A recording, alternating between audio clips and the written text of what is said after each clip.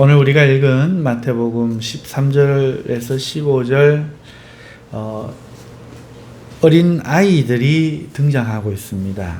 사람들이 예수님께 이 아이들에게 안수해 주시길, 그러니까 우리로 치면 머리에 손을 얹고 축복해 주시기를 바라서 이렇게 아이들을 데리고 나왔습니다.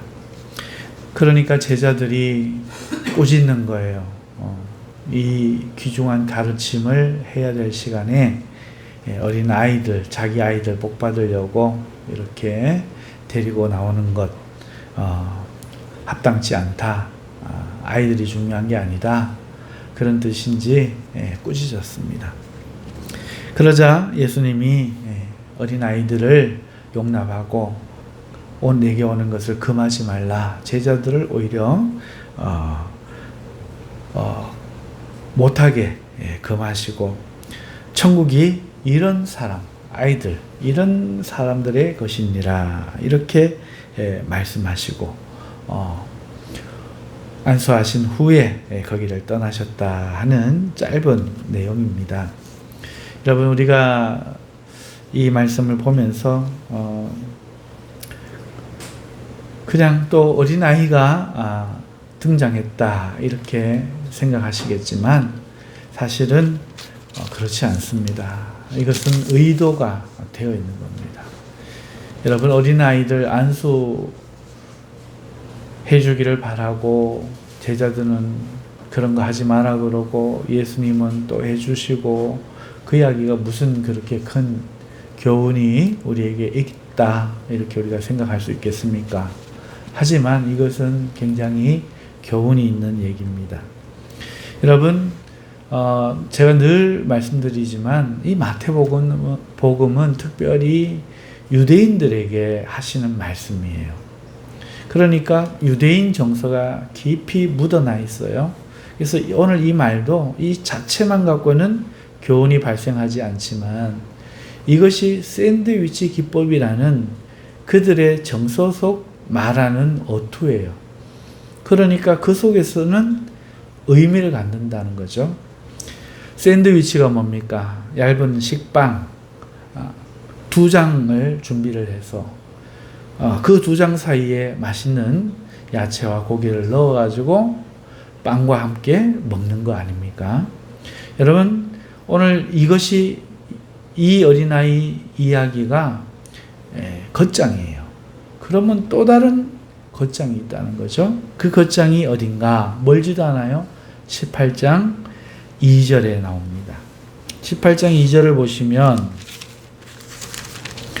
예수께서 한 어린아이를 불러 그들 가운데 세우시고 이렇게 말하고 있어요. 그리고 거기에 어린아이가 등장하고 오늘 19장 13절에 다시 어린아이가 등장하는 것이죠. 자, 그러면 이것은 이 2장이 이 두 어린아이의 내용이 겉빵이라면 여러분, 빵도 여러 가지 종류가 많잖아요. 달게 만든 빵, 고기를 넣어서 아주 기름지고 고소한 빵, 어떤 거는 새콤한 빵 많은데 이 샌드위치는 그럼 어떤 샌드위치인가? 그것이 18장 1절에 나와요. 제자들이 예수님께 천국에서는 누가 크니까 이렇게 물어요. 그래서 이 샌드위치는 어떤 샌드위치인가? 천국에서 누가 큰 사람이 되는가? 라는 샌드위치예요. 거기에 이 이야기를 감싸고 있는 빵이 어린아이라는 주제로 천국에서 누가 큰가 하는 내용을 담고 있다는 거죠. 그래서 18장과 19장 12절까지 그 내용이 바로 샌드위치 안에 들어가 있는 여러 가지 맛있는 음식 재료라는 겁니다. 그러면 그 안에 무엇이 들었는가? 첫 번째는 예수님께서 어린아이처럼 되지 아니하면 천국에 들어가지 못한다라는 재료를 하나 넣으셨고, 두 번째 재료는 이 아이처럼 자신을 낮추는 사람이 천국에서 큰 자다라는 재료를 넣으셨고, 세 번째는 내 이름으로 이 어린아이 하나 영접하면 나를 영접하는 거다라는 재료도 넣으셨고, 네 번째는 반대로 누구든지 나를 믿는 이 작은 자 중 하나를 실족해 하면 차라리 연자 맷돌을 목에 걸고 바다에 빠지는 게 낫다라는 재료를 또 넣으셨어요. 그러니까 매콤, 달콤, 새콤, 짠 게 다 들어가 있는 거죠. 그리고 거기에 고기 패티도 있어야 되잖아요. 그게 뭐냐? 다섯째가 고기 패티 같은 건데 어떤 내용이냐? 그러니까 너희가 어린아이 하나를 실족해 하지 않기 위하여 노력해야 되는데, 혹여라도 실족해 한다면 실족해 하는 손이나 발 혹은 눈이라도 다 빼고 잘라서 지옥에 들어가지 말아라. 여기 아주 질긴 고기, 꼭꼭 씹으면 맛이 나는 고기처럼 탁 들어가서 천국에서 어린아이가 얼마나 중요한가를 이렇게 강조하는 겁니다. 그러면 재료가 그것뿐이냐? 아니, 8가지가 되는데, 6째 재료는, 자, 그러면 어린아이가 뭐냐? 육체적으로 노인은 그럼 천국 다 못 들어가느냐? 정말 이 꼬맹이들만, 나이 어린 닭도 연계가 맛있듯이 이 어린아이들만 천국 가느냐? 6째 재료가 그겁니다. 아니, 그 어린아이는 잃어버린 양 한 마리다. 잃어버린 양 한 마리다. 그러면 그 잃어버린 양은 누구냐? 그 잃어버린 양은 누구냐? 교회 안에서 죄를 짓고 있는 어떤 형제다. 그리고 베드로의 이야기를 통해서 너를 대적하는, 너에게 죄를 범한 한 형제다.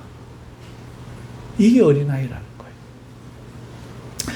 그 너에게 죄를 지었다고 해서 그 사람을 실족해 하거나, 교회 안에서 누군가 죄를 지었다고 해서 그를 실족해 하는 것은 굉장히 무서운 죄다. 그러면서 7째 재료, 모든 것을 아울러서 감칠맛이 돌게 하는 조미료와 같은 역할을 하는 재료가 뭐냐? 7째 재료인데, 그 작은 내 형제를 만일 네가 용서하지 않잖아? 그러면 하나님도 너를 용서하지 않아. 라는 재료였어요. 그리고 마지막 8번째 자 중에는 19장 1절에서부터 이혼에 대해서 질문하는 유대인 지역, 잃어버린 양 중에는 하나님 말씀을 지키지 아니하는 유대인도 있다라고 하면서, 마냥 달고 짜기만 하면 재미없잖아요. 그래서 맛이 독특하고 쌉싸름한 유대인 한 조각도 집어넣은 거죠. 그리고 천국을 딱 나왔어요. 그래서 이 이야기를 하고 오늘 이 마지막 겉패티 어린아이 이야기를 딱 할 때에 그 의미가 우리에게 와 닿아야 되는 겁니다. 그 의미가 뭡니까? 그 의미라는 것은요, 자, 생각해 보세요. 어린아이가 진짜 나이가 연소한 어린아이가 아니었죠? 고쳐지지 않는 유대인들,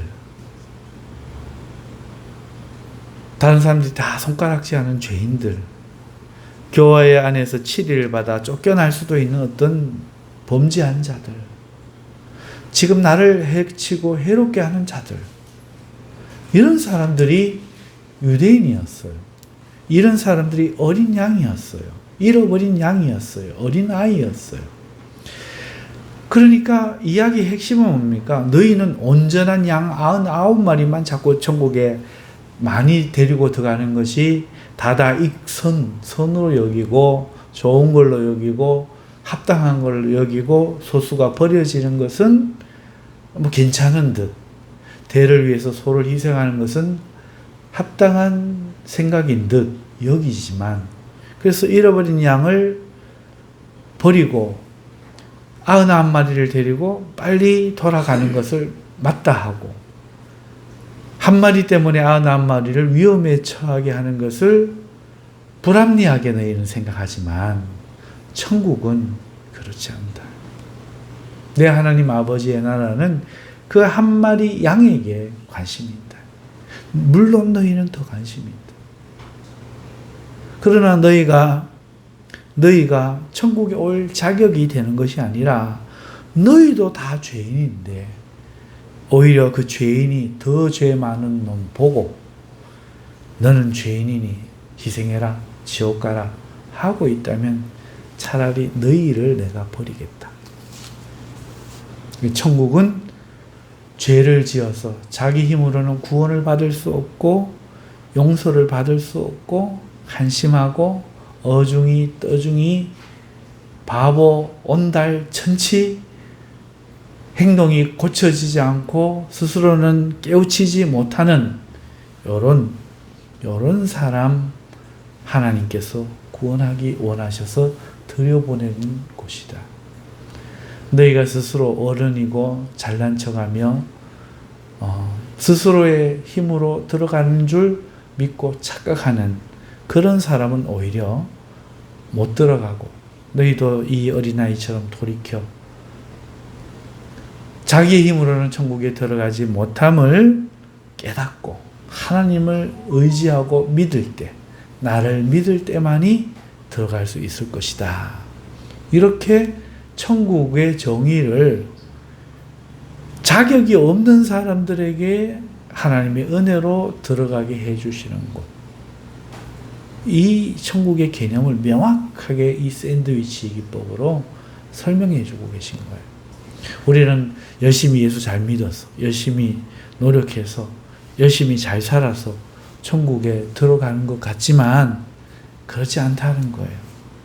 자격이 안 되는, 해도 실수하고 또 죄범하고 또 넘어지는 바로 그 사람들을 하나님이 불쌍히 여겨서 그들이 예수님을 의지하고 천국에 들어가기를 소망하면 누구에게나 값없이 드려주는 것이 바로 천국이고, 주님을 의지하지 않고 자만심에 결국 내가 잘나서 천국 들어간다 생각하는 사람은 단 한 사람도 천국에 들어갈 수 없다.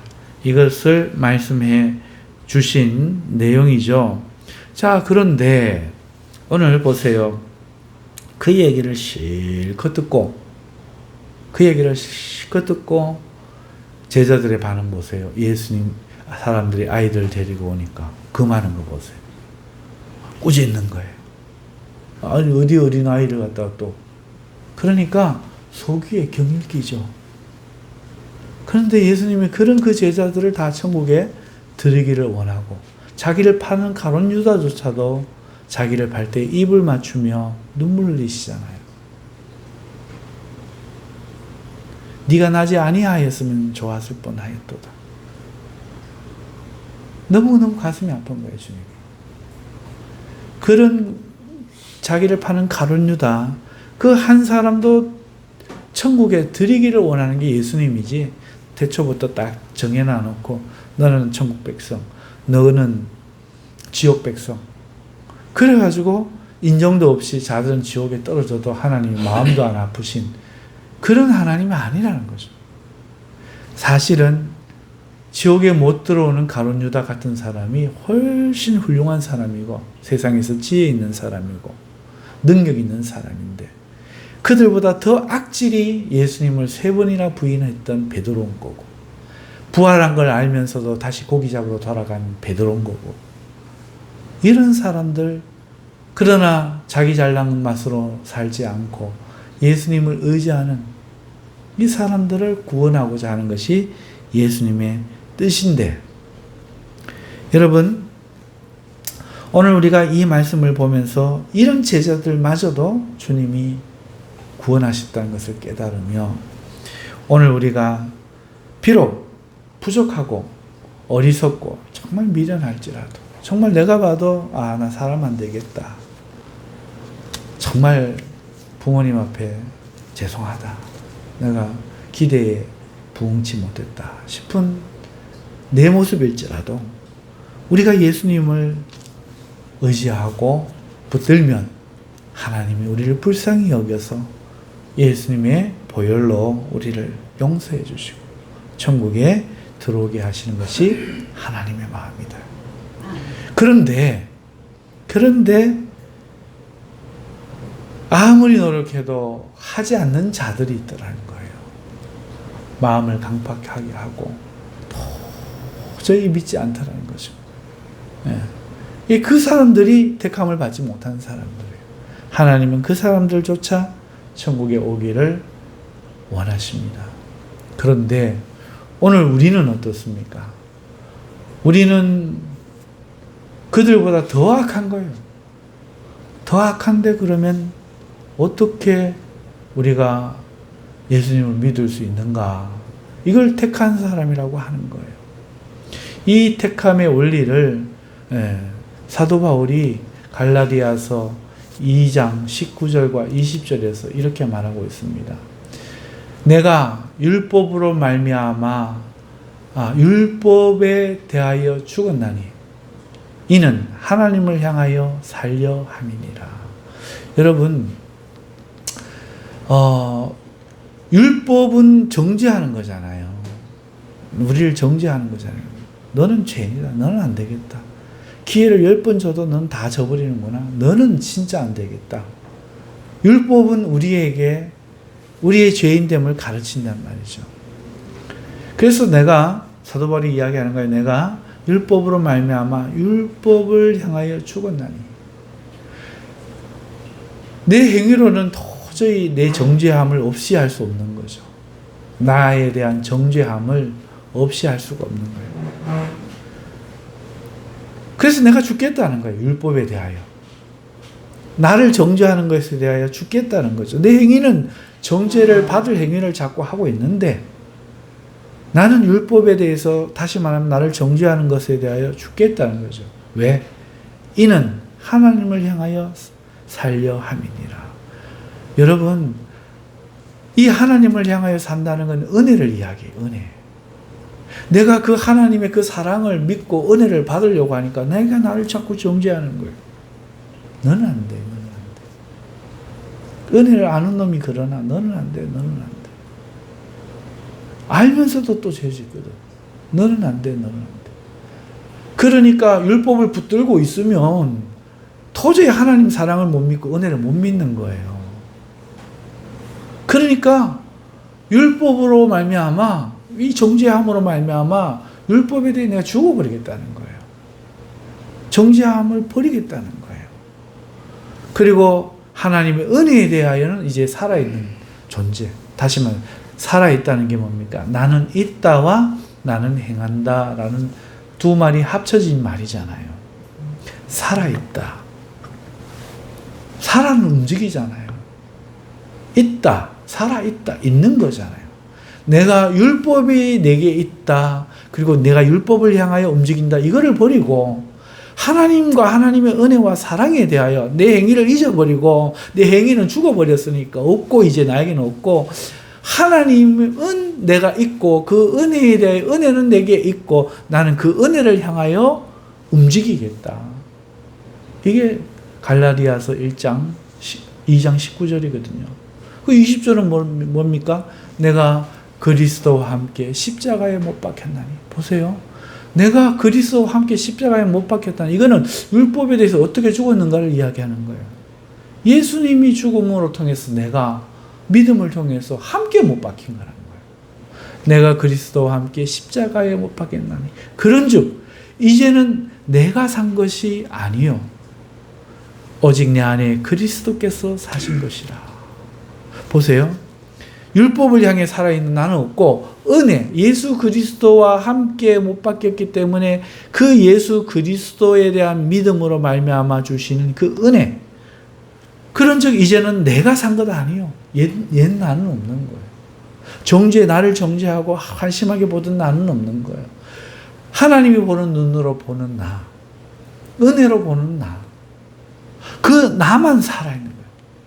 그래서 그런즉 이제는 내가 산 것 아니요 내 안에 오직 그리스도께서, 그 은혜의 그리스도께서 사신 것이라. 이제 내가 육체 가운데 사는 것은 나를 사랑하사 나를 위하여 자기 몸을 버리신 하나님의 아들을 믿는 믿음 안에서 사는 것이라. 이렇게 고백하거든요. 무슨 말입니까? 이제 그러면 나는 육체가 없고 완전히 사라졌나? 아니, 육체가 있다는 거죠. 이제 내가 육체 가운데 사는 것은, 그러면 나는 이제 더 이상 무엇만 생각하냐? 나를 사랑하사 나를 위하여 자기 몸을 버리신 하나님의 아들, 이 예수님만 생각하는 거예요. 그래서 자나 깨나 마시나 먹으나 죽으나 오직 주를 위해서 우리가 한다고 사도 바울이 고백하는 거예요. 점점 그 사랑이 어떻게 하여 나를 사랑하셨을까? 어떻게 하여 율법의 정죄, 나도 나를 용서할 수 없는데 하나님은 이런 나를 사랑하실 수 있을까? 그 하나님을, 그 예수님을 사랑하면서 그를 믿는 믿음 안에서 내가 육체 가운데 산다. 이렇게 이야기한다는 거죠. 그러니까 그리스도인의 성화는 죄를 안 짓게 되어서 안 지을 수 있는 존재가 되어서 악한 생각을 안 하는 존재가 되어서 성화가 되는 게 아니고, 드디어 천국에도 들어갈 자격을 얻는 게 아니고, 한 개도 변하지 않아요. 그대로예요. 엄난한 마음, 거짓된 마음, 위선하는 마음, 이기적인 마음, 게으른 마음, 그대로예요, 그대로. 그럼 어떻게 구원받느냐? 율법의 정죄에서 자기 힘으로 이걸 벗어나서 구원받으려는 생각을 버리고, 거기는 내가 죽는 거야. 죽고, 하나님 나를 사랑하신 그 사랑을, 그 은혜를 대해서만 내가 잊고, 그것만 내가 행하고 믿으려는 그 믿음의 의지 속에서 그리스도를 내 중심에 모시고 그렇게 삶으로써 구원받는다 하는 거죠. 그때 우리가 한 질문이 또 떠올라요. 그럼 죄는 어떡할 건데? 그럼 죄는 어떡할 건데? 그때 우리가 성령 충만을 이야기합니다. 죄와 싸우기 위해서. 성령 충만 이야기합니다. 죄와 싸우기 위해서. 구원은 그렇게만 해도 받을 수 있단 말이에요. 그렇지만 죄와 이기려면 육으로는 못 이기니, 이 인간의 의지로는 못 이기니 성령의 힘으로, 성령의 능력으로 우리가 충만해야만 성령의 소욕은 육체의 소욕을 거스르고, 육체의 소욕은 성령의 소욕을 거스르지만, 우리가 성령님께 붙을래 하고 딱 붙으면 육체의 일을 안 하게 되는 거예요. 그렇게 해서 우리 이 땅에서의 경건한 삶에 승리가 있기 때문에 길을 쓰고 예배자리에 나오고, 길을 쓰고 성경을 읽고, 길을 쓰고 기도하면서, 집에서도 기도하면서 내 안에 하나님의 말씀이 충만하도록 하는 거예요. 그러려고 우리가 요절도 외우는 거죠. 하나님 말씀이 내 안에 흥왕하여 내 관절과 골수를 쪼개어 나의 더러운 생각들을 제하여 버리고 오직 하나님을 향하여 살아가는 살아있는 하나님의 성전이 될 수 있도록 하게 하기 위하여 우리가 그렇게 시와 찬미와 신령한 노래들을 부르면서 하나님을 가까이 하는 거죠. 자, 오늘 말씀, 사랑하는 성도 여러분, 유대인들의 그 정서를 통해서 천국이 이런 이유로 너희에게 개방되고 있다 하시는 그 주님의 말씀 속에서 오늘 우리는 천국에 들어가지 못하는 만한 사람, 그 잃어버린 양, 곧 범죄하는 죄인이 나 자신이고, 나 자신이지만 그럼에도 소망을 가질 수 있는 이유는 어디에 있느냐?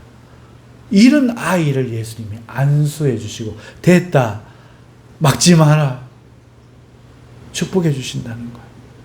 이런 죄인이 어린아이인데, 이 이야기 속에서 이 어린아이는 진짜 연소한 어린아이만을 말하는 게 아니고, 범죄한 모든, 우리 생각에는 나이가 벌써 늙어가고 재미없고 고집덩어리고 그런 사람 같지만, 저 천지를 지으신 하나님, 저 영원한 삶을 사시는 하나님께 우리는 어린아이인 거야. 아이고 징그러워 못 보겠다 소리가 안 나오시는 거예요. 저 하나님은 우리를 금하지 않으시고 어린아이처럼 여기시며 축복하시더라. 그러니 믿음으로 나와라. 이 말씀을 하고 계심을 우리가 알 수 있는 거죠. 이게 우리에게 주는 교훈인 거예요. 이 샌드위치 기법으로 복음의 저자 마태가 오늘 2000년이 지난 우리에게 너가 알아들으래 하고 이렇게 장치를 해놓은 거죠. 사랑하는 성도 여러분, 오늘 우리 교회에 관해서 제가 중요한 발표 하나를 하려고 합니다. 경산 일안교회가 이제 없어지게 됩니다. 2011년 8월에 교회를 개척해서 여기서 이제 15년 정도 되었는데,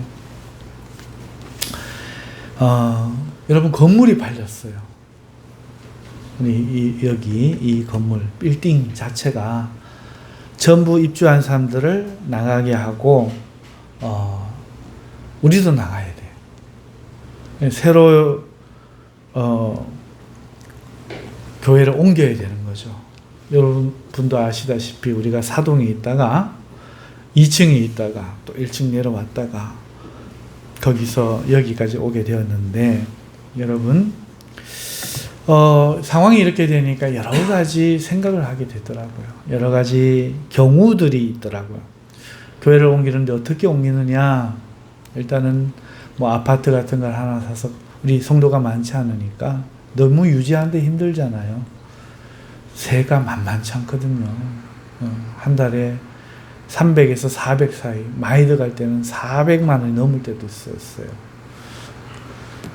그러니까 우리가 그걸 모았으면 지금 건물을 샀을 것 같아요. 그러니까 생각이 많아지죠. 그래서 아파트를 얻어서 아파트에서 예배를 이미 싱크대 다 준비되어 있고, 그렇게 하시는 목사님들도 계시거든요. 그렇게 할까? 아니면 조그만 상가를 또 하나 얻어서 전도 사람 많이 다니는 곳에서 좀 경비를 싼 곳에 얻어가지고 사람들이 쉽게 올 수 있도록 다시 한번 어떻게 해볼까? 그리고 또 은퇴하시는 목사님들이 있어요. 지금은 목사님 안 되려고 해요. 이렇게 개척해야 되는데 사람들은 교회를 오질 안 하고, 성도들의 신앙은 식어집니다. 성도들의 신앙은 식어져요. 그러니까 교회가 잘 안 되죠. 그리고 목회를 해도 재미가 없어요. 가짜들 데리고 목회를 계속 해봐야 무슨 소용이 있겠어요. 마음이 뻔히 보이는데 그냥 변죽만 울리는 거죠. 그러니까 이게 목회인가 싶기도 하고, 그래서 지금은 목사님들이 그만둬요. 다들 먹고 살 길은 있고 하니까 목회를 안 해요. 은퇴하시는 목사님들이 있어서 그 뒤를 이어서 우리가 가면은 장점이 있어요. 이미 교회가 있죠. 성도들이라도 담은 뭐 한 10분 계시겠죠. 다 준비가 되어 있는 거죠. 그냥 몸만 들어가면서 이제 예배할 수 있는데, 예를 들어서 교회가 작으니까 은퇴비를 뭘 지급하겠어요. 근데 71세가 되어서 은퇴를 하시는데 생계가 막막하잖아요. 그러니 담은 뭐 1억이라도 뭐 5천만 원이라도 드리면, 후임 목회자가 드리면 목사님이 그래도 좀 낫잖아요. 힘을 얻으시잖아요. 자, 그렇게 가면은 이미 예배가 드릴 수 있도록 준비가 되어 있고 힘을 보탤 약간의 성도들도 있다는 것이 장점이겠어요. 그렇죠? 하지만 단점도 있어요. 아까 말씀드린 것처럼 이미 그 목사님하고 사이에서 성도들이 기력을 잃고 힘을 잃고 이런 사람도 있다는 거죠. 그리고 자기들의 의지에 의해서 목사님이 온 게 아니잖아요. 목사님들에 의해서 목사님이 바뀌는 거잖아요. 그러니까 정이 지금 안 붙어 있고, 그러다 보니까 합쳐진 후에 성도들이 사라지기도 하고, 그리고 또 이런 교회도 잘 없고, 있어도 현실은 많이 다르다 하는 거죠. 경산의 작은 교회를 얻어서 우리가 새로 시작을 하려고 해도, 여러분 장점은 뭐 지출을 줄이고 작은 공간을 얻고 새로 시작할 수 있다는 거 있지만은 여러분 새로 다 단장해야 돼요. 그리고 단점은 우리 교회 교인들 지쳐가지고 누가 시작합니까? 또 한두 사람 또 하는 사람 또 아마 이렇게 시작하지 않겠어요? 그래서 제가 하나님 왜 이 건물을 갑자기 이 집주인들 경제 사정을 흔들어 가지고 팔리게 했을까? 작년에 교회 재정이 어려워갖고 교회가 유지가 힘들고 우리 성도님 힘을 잃고 으쌰으쌰하지 못하고 그래서 한번 제가 부교육자 청빙이 왔었어요. 큰 교회에서.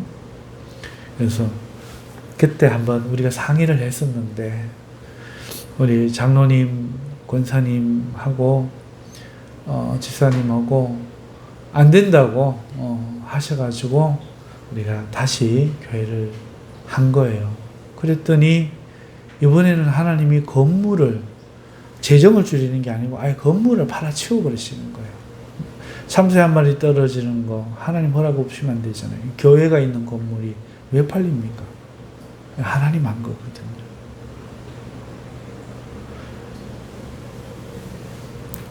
사람들은 아무 그런 생각 안 해요. 그냥 경기가 안 좋으니까 그렇다.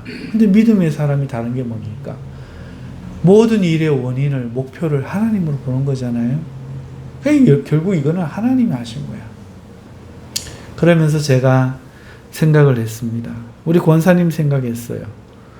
권사님 올해 죽을 고비를 2번 넘기셨는데 여러분 돌아가셨으면 우리 몇 사람 가서 장례 치러야 되는데 일한다고 사모님 바쁘고 우리 하나 일하고 있을 거고 누가 와서 그 장례식장을 지키며 여러분 우리 요셉이 여기 몇 년 다니면 친구도 없이 맨날 저기 와갖고 혼자 알아듣지도 못하는 얘기 목사님한테 혼날 수도 있어서 고개 바짝 들고 저렇게 듣는데 은혜 받을 날도 있겠지만 힘든 날도 얼마나 많겠어요. 친구랑 놀고도 싶을 거고. 여러분 이런 연민이 참 많아요. 그 외에 다른 이유들이 많이 있지만 말은 안 하렵니다.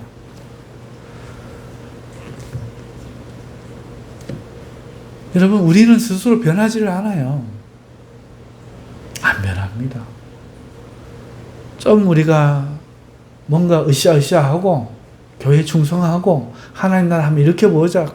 그래서 나도 복을 받아갖고 내 인생도 한번 변해보자. 하는데 우리는 너무 원망하고 내 무기력을 못 이기고 그러거든요. 그래서 생각했습니다. 유지하는 거는 저렇게 작은 곳으로 또 가서 혹은 다르게 방법으로 유지하는 거는 최선책이 아니다.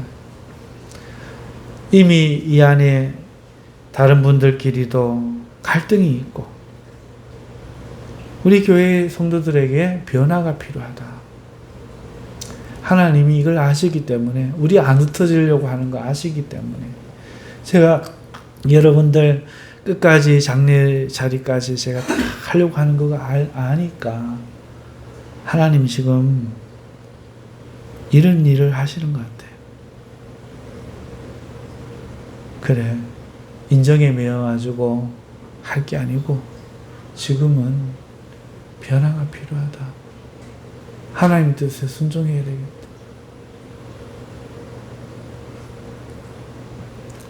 어제 아래 말씀드리고 오늘 발표하는 겁니다. 금요일날 권사님 밥도 못 먹고 헤어지기 싫어서 울고 저러셔요. 아니죠.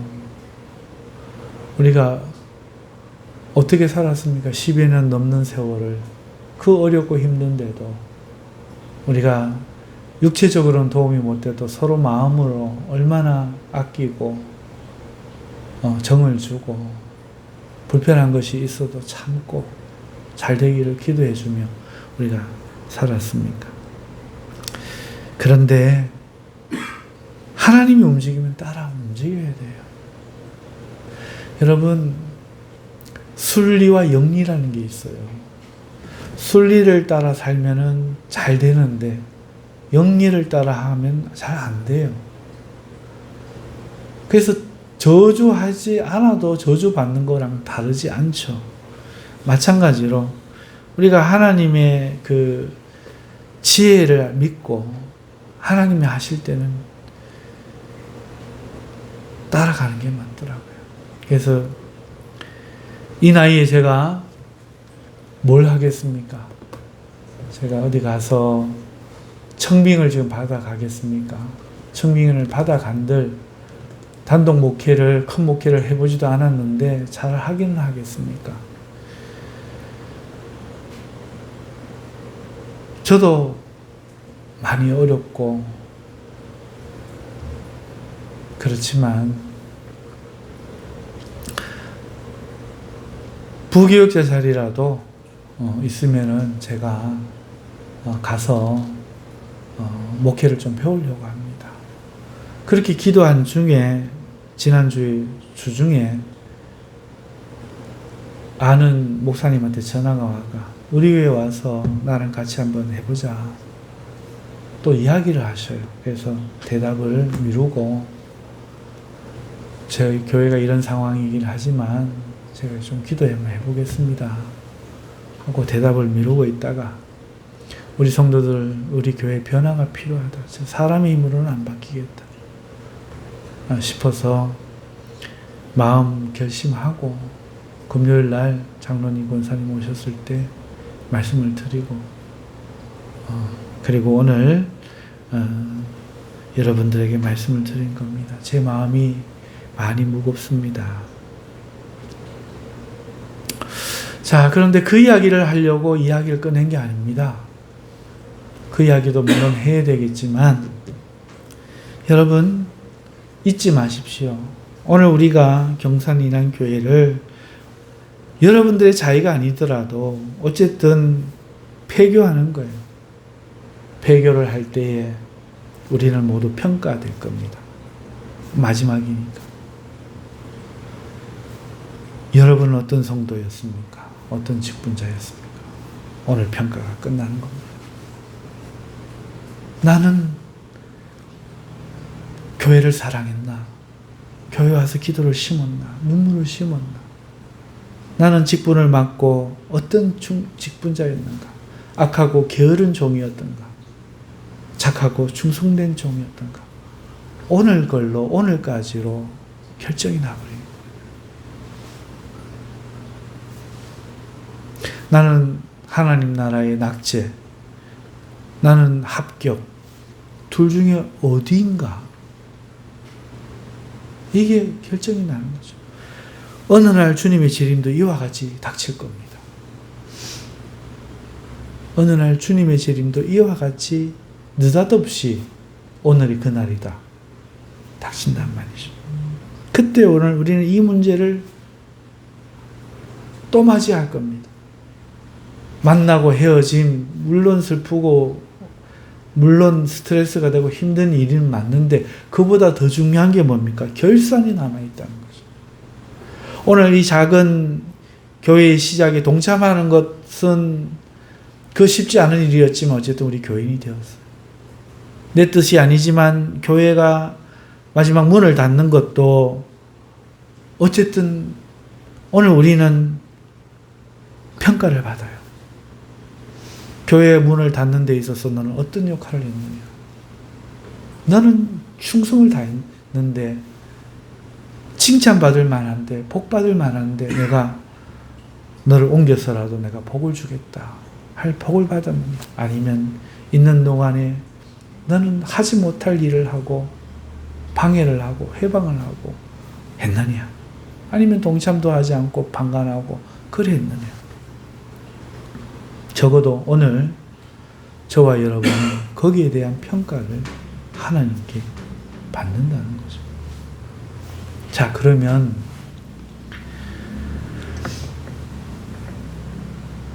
오늘 설교의 내용을 통해서 여러분들에게 제가 권하고 싶은 것은 뭐냐? 오늘 말씀을 통해 그 어린아이가 누구라고요?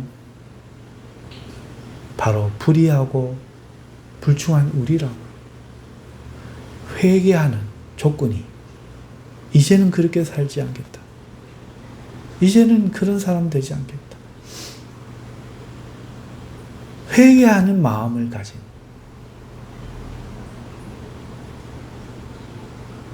그 사람을 예수님 축복하신다.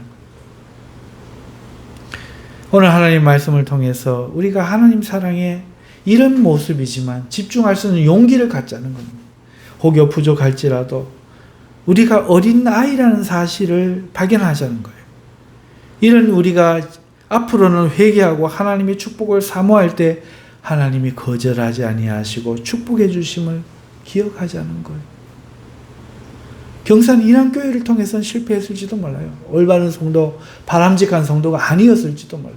하지만 이렇게 살면, 회개하지 않으면 주님 오실 날, 그날을 도적같이 임하면 그날은 끝이 난다는 거예요.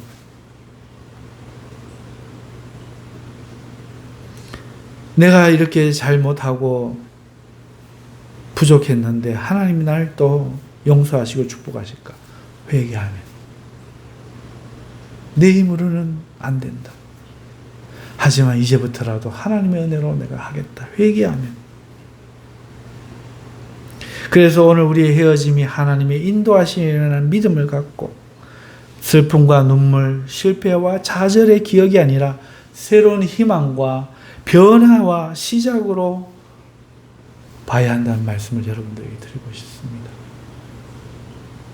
이걸 위해 하나님이 하시는 겁니다. 그렇게 믿지 마라. 믿으려면 전심전력 다 해야 된다. 내가 너를 구원하기 위하여 피 흘려 몸버려 죽었다. 여러분, 우리가 예배 시간에 안 늦고 집에서 기도하고 삶에서 예수님 전하고 전심전력해서 예수님 믿어야 됩니다. 어차피 우리 행위로는 구원 못 받아요. 그렇게 해도 우리의 삶의 순간순간은 게으름과 여러 가지 악이 도사려 있어요. 완전해서 구원받는 게 아닙니다. 그렇다면 어떻게 해야 되겠습니까? 불의한 청지기가 주인 재산 팔아가고 남 재산 탕감해줘서 구원 넣듯이 오늘 우리에도 불의한 시간 써서 불의한 재물 써서 하나님의 마음을 돌려놔야 안 되겠습니까? 안 하니까, 앉아서는 안 하니까 교회를 깨서라도 하나님이 하시는 겁니다. 그 목사 계속 너희를 지도 못하게 내가 하겠다. 왜 그 말씀 듣고도 안 변하면? 초대교회 하루에 3,000명, 5,000명 막 들어오는데 얼마나 좋았겠어요. 전도하러 안 나가는 거예요. 막 역사 일어나니까. 일가친척 다 모여서 다 예수님 믿었다고 좋아하는데 예수님, 하나님이 야고보 사도 목 쳐버리잖아요. 흩어버리죠. 땅끝까지 가서 증인 되어라. 예수님이 이야기하면서 가셨는데 막 전도되고 교회 잘 되고 기쁘고 은혜 되니까 웅숭 모여가지고 막 사도 목을 탁 쳐서라도 흩어버리는 거예요.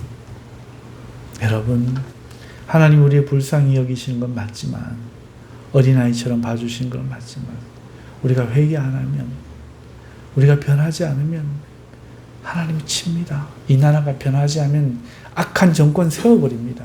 중공화태로도 넘겨버려요. 전쟁이라도 일으켜버립니다. 경제 파탄이라도 만들어버려요. 하나님은 그런 분입니다. 무서운 분입니다. 그러나 율법으로 내가 나를 보면 그 하나님 무서워서 못 나갈 거 아닙니까? 하지만 오늘 말씀을 통해서 아이를 축복하시는 그 예수님이 우리의 소망이 됨을 우리는 발견할 수 있다는 거죠. 우리가 하나님을 의지하고 이제부터라도 마음을 깨닫고 언제까지나 편안하겠지, 언제까지나 괜찮겠지가 아니라 이제는 하루를 살아도 살아있는 사람으로 하나님 앞에 은혜 안에 내가 있다. 내가 믿음으로 행하겠다. 여러분 그렇게 사실 수 있는 여러분 되시고 이것이 기회가 되실 수 있기를 주님의 이름으로 축복합니다. 저는 이게 끝이라고 생각 안 합니다. 제가 어디를 가든지 예를 들어서 부교육자가 된다면 저는 그 사례를 모을 겁니다. 모아서 다시 교회를 개척해서 그때 다시 만날 수 있다면 여러분들이 돌아오실 수 있도록 잘 준비하려고 생각은 합니다만은 앞의 일은 우리가 모르잖아요.